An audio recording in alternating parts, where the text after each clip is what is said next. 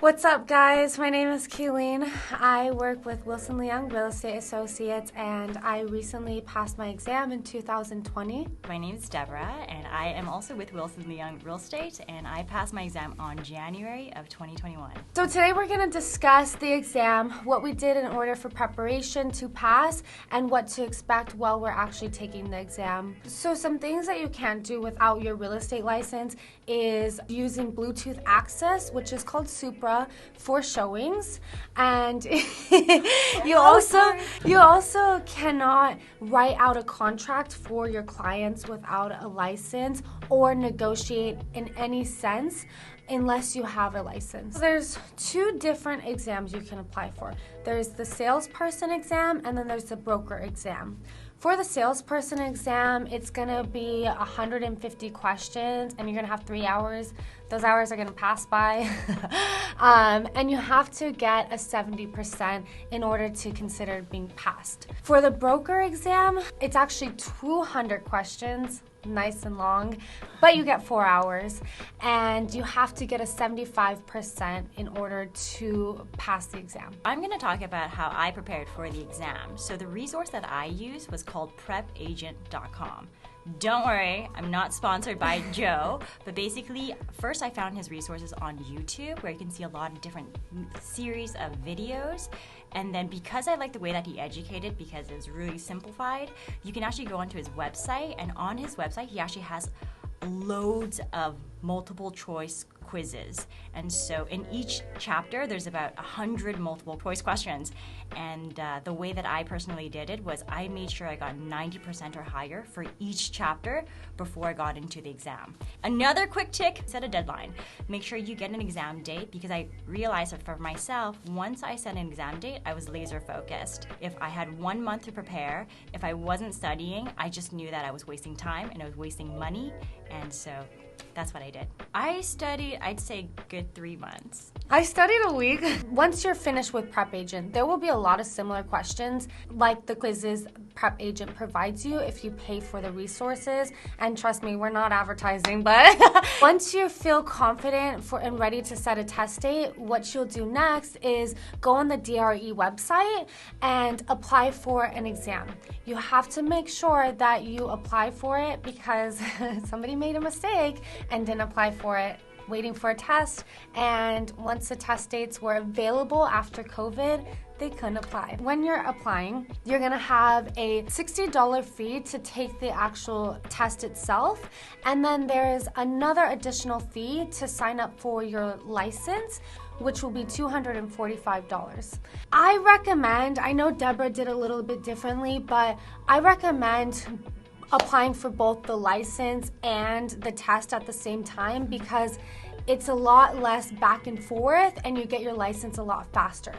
And in order to apply for the test simultaneously with the license, you will have to get a fingerprint, which is around $40 to $45, and I just got it at my local FedEx. Quick tip about that is after you take the exam and you pass, you can actually also do the fingerprint at the station, but they're actually not going to tell you, so just be proactive and ask about that, because I made the mistake of leaving the facility and then having to do the fingerprints afterwards too.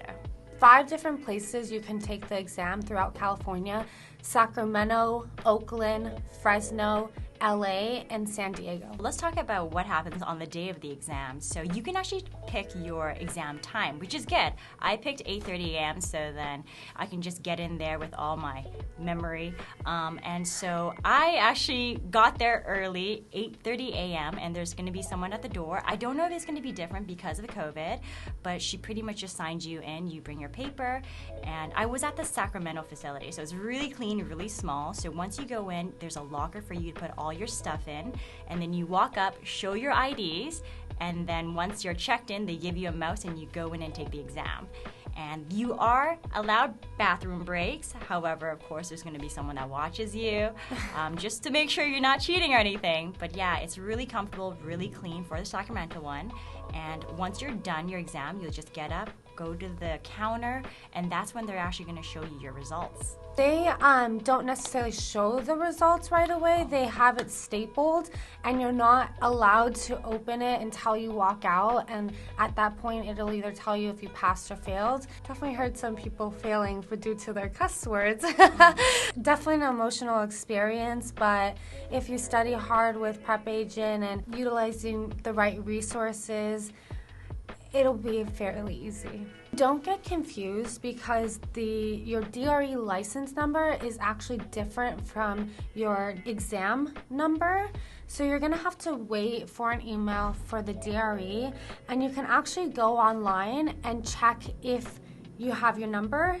That was faster for me. I kept on having to email, where's my number, and then I checked the DRE site and it had already formulated on that site, and I didn't get an email for another week after I realized my license number was available. If you do happen to fail, what will happen next is you'll have to reapply, and then you'll also have to pay another $60. So don't fail. Just pay $160. I'm just going to add one thing that I noticed about the exam for myself, guys, and it's just full honesty. Basically, I prepared, I did Prep Agent, I got 90% for all my practice exams, and there was a good 20% of the exam where when I was counting my answers, I was like, I have no idea what the answers are.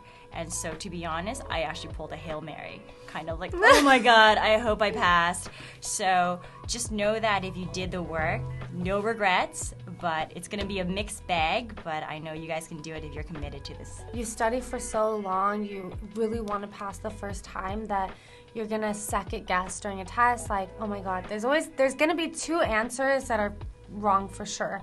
And then you're going to be, is it A or B, A or B, A or B?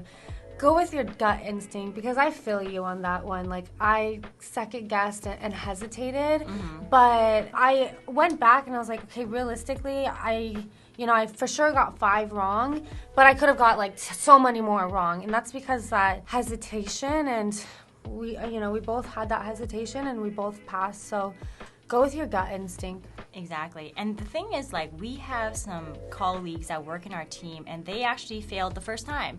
Maybe they had to take it a couple of times, which is completely okay.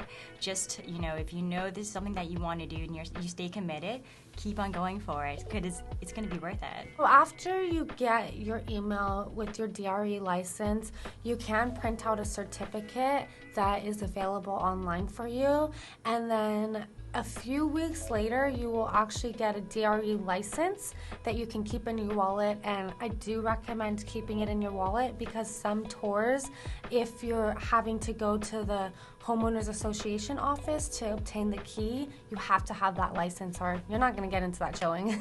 If you study hard, you put in the work, there's not going to be any trick questions. Like I said, go with your first instinct and don't look back and review your questions. That's one thing my mom always taught me, and I always pass tests. So thank you so much for joining us today, and really I hope this was helpful in terms of the tips and tricks. If you have any questions or so, feel free to reach out to us or comment down below. Bye for now.